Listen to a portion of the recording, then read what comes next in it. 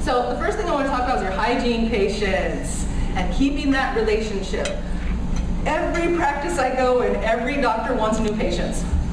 New patients, new patients, new patients. They all think that's the key to success. But I see the key to success is hygiene, because that's where you retain the relationship. They come back, they come back.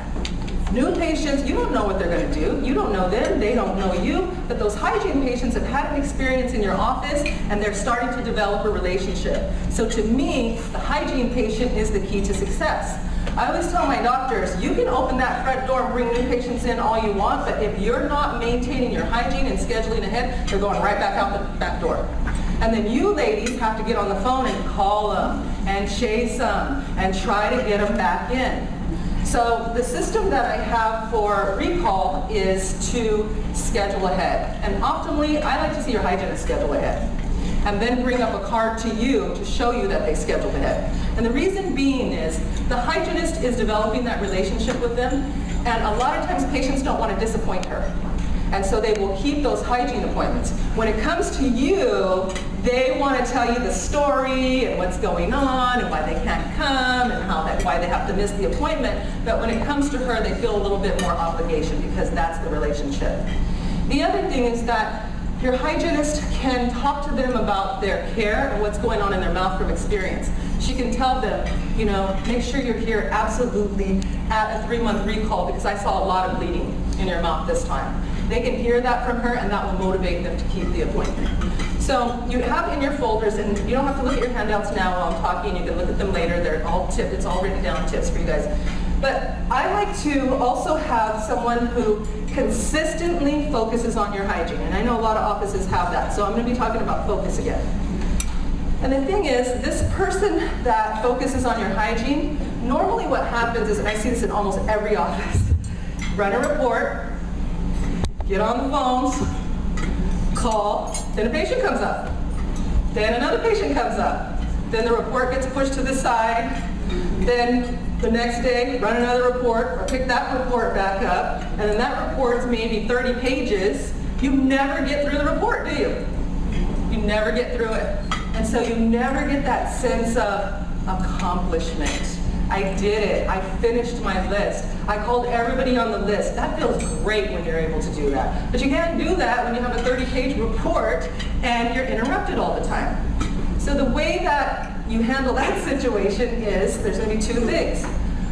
Number 1, protected time. And this one, when I bring this into offices, game changer.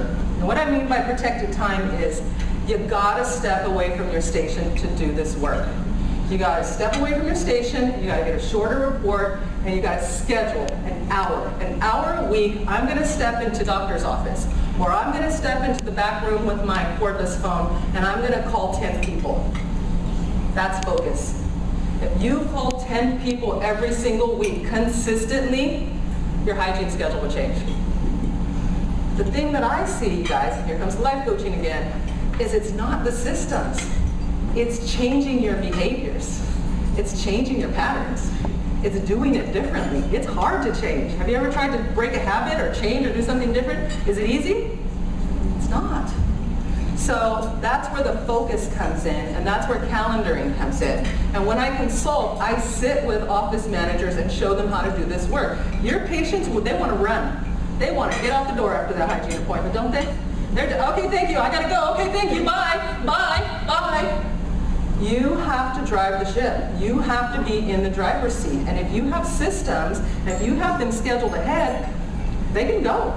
That can all be handled, and they can walk right out the door when they're finished with their appointment.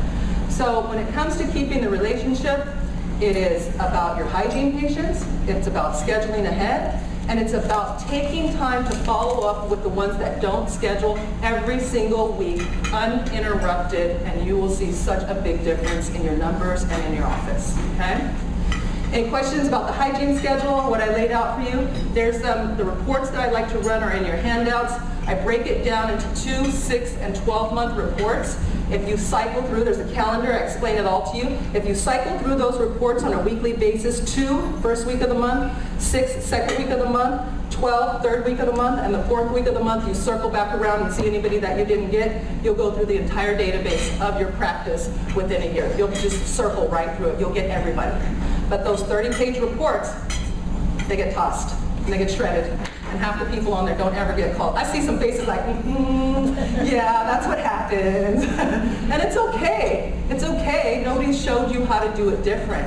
When I learned how to do it this way, I was like, oh, it's done. I can cross it off my list. I don't have to worry about it anymore. I got tired of feeling like I never get this done.